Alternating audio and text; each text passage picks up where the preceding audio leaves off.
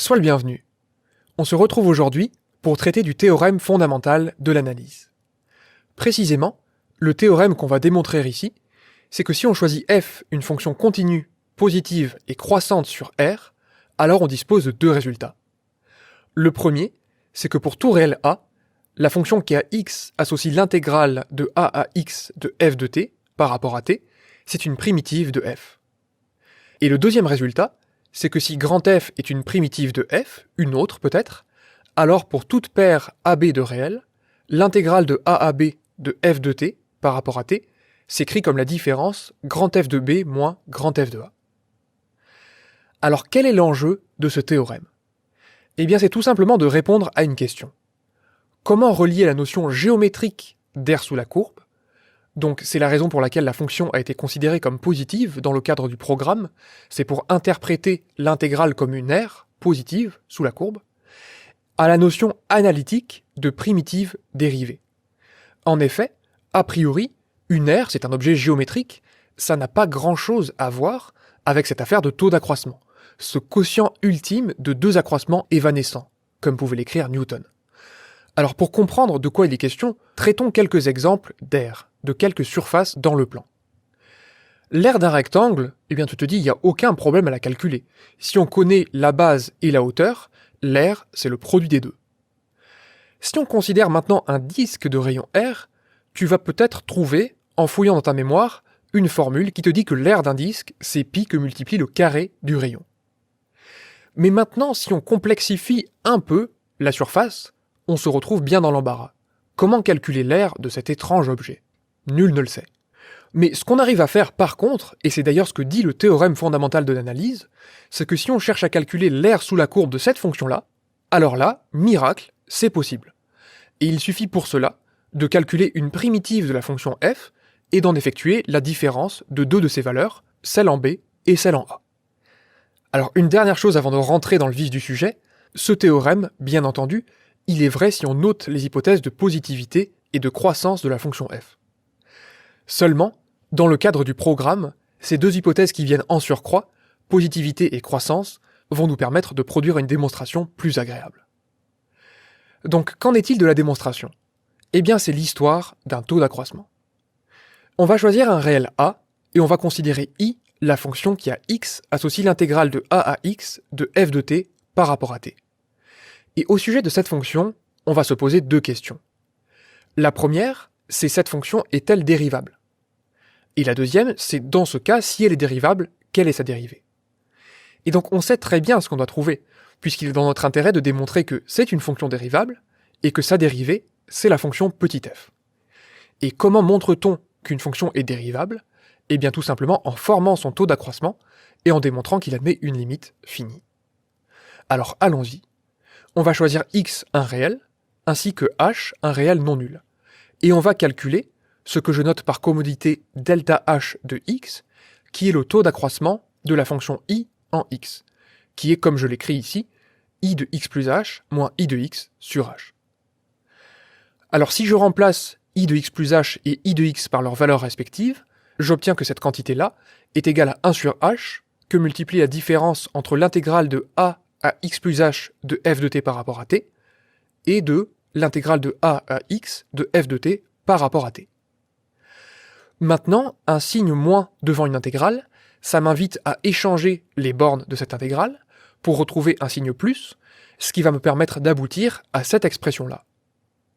Et maintenant, je suis tout heureux de voir que je peux appliquer la relation de Chasles, puisque j'ai la même borne en bas de la première intégrale et en haut de la deuxième.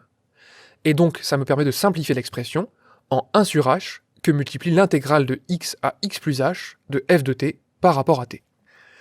Alors là, il est temps de se poser la question, l'éternelle question, quand on calcule un taux d'accroissement, ce qu'on va retrouver dans d'autres émissions, par exemple quand on calculera la dérivée d'une composée, a-t-on levé la forme indéterminée ? Quand on calcule un taux d'accroissement, on se retrouve toujours face à la forme indéterminée 0 sur 0. Mais malheureusement ici, on en dispose encore. En effet, l'intégrale, on se dit que lorsque h tend vers 0, eh bien l'intégrale va tendre vers 0, tout simplement parce que l'aire sous la courbe va se réduire à une surface unidimensionnelle, donc il ne reste plus rien comme aire sous la courbe.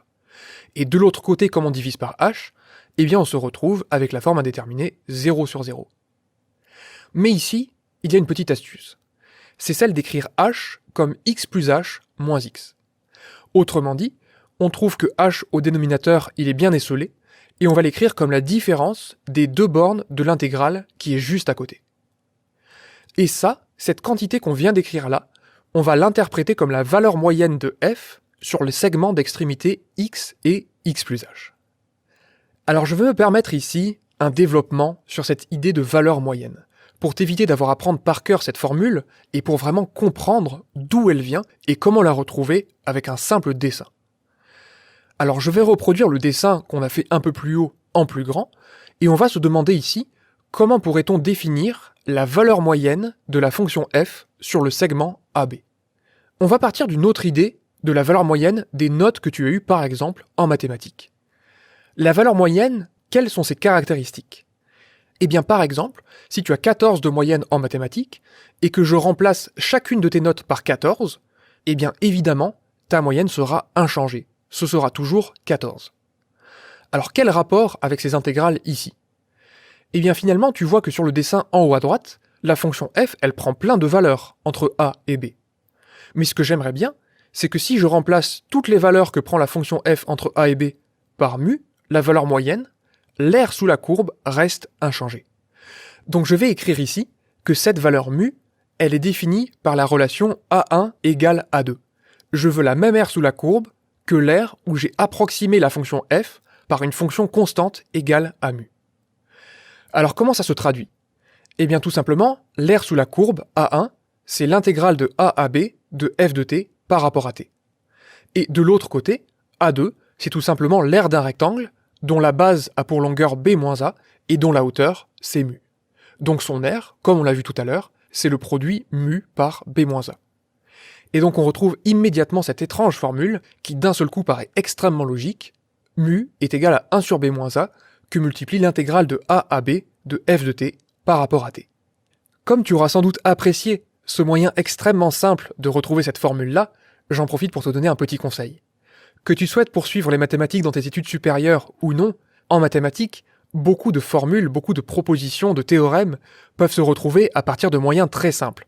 Et tu as plus intérêt à cultiver les moyens de retrouver ces formules plutôt que de les apprendre par cœur, sans vraiment comprendre les idées dont elles sont issues.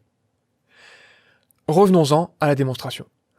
En utilisant la formule qui est encadrée avec b est égal à x plus h et a est égal à x, on interprète bien la quantité qu'on a calculée juste ici comme la valeur moyenne de f sur le segment d'extrémité x et x plus h. Que peut-on en tirer ? On va distinguer deux cas. On va dire que si h est strictement positif, alors par croissance de f, on dispose de cet encadrement-là. On va dire que la valeur moyenne de f sur le segment d'extrémité x et x plus h est compris entre f de x et f de x plus h. Ça apparaît d'une logique implacable, dans le sens où ta note moyenne, par exemple en mathématiques, c'est une valeur qui est comprise entre ta note la plus basse et la note la plus élevée. Et c'est exactement ce qui se passe ici. Alors, comment exploiter cet encadrement ? Eh bien, c'est un moyen très élégant de lever des formes indéterminées et de calculer des limites qu'on ne pourrait pas calculer autrement. On va dire que comme la fonction f est continue sur R, la limite du terme de droite lorsque h tend vers 0, ça vaut f de x. Et donc les deux termes de chaque côté de l'encadrement au-dessus tendent tous deux vers f de x. Et donc par théorème d'encadrement, la limite du taux d'accroissement lorsque h tend vers 0 par valeur positive, ça vaut f de x. Donc on va se faire un peu de place ici, et dire que si h est strictement négatif, on peut faire exactement la même chose à partir de l'encadrement, qui consiste à dire que la valeur moyenne de f sur le segment d'extrémité x et x plus h est compris entre f de x plus h et f de x, ce qu'on peut illustrer à nouveau par un petit dessin. Et donc de la même manière, en utilisant la continuité de f et en utilisant le théorème d'encadrement, on démontre que la limite du taux d'accroissement de i en x, lorsque h tend vers 0 par valeur négative, ça vaut f de x. Et donc ça nous permet de conclure glorieusement, puisque finalement, par ce qui précède, le taux d'accroissement admet une limite lorsque h tend vers 0 qui vaut f de x. Et cela, c'est vrai pour tout réel x. Donc ça veut dire que la fonction i est dérivable et que sa dérivée, c'est la fonction f. Donc dit dans l'autre sens, on va pouvoir conclure que i est une primitive de f, ce qui achève la démonstration du premier point de ce théorème. Alors qu'en est-il du deuxième point? En fait, on a fait le plus gros du travail, et très largement.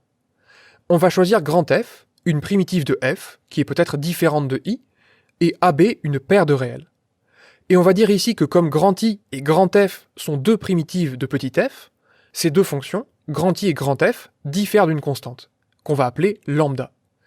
C'est une propriété qu'on démontre dans l'émission Démonstration de terminale numéro 12.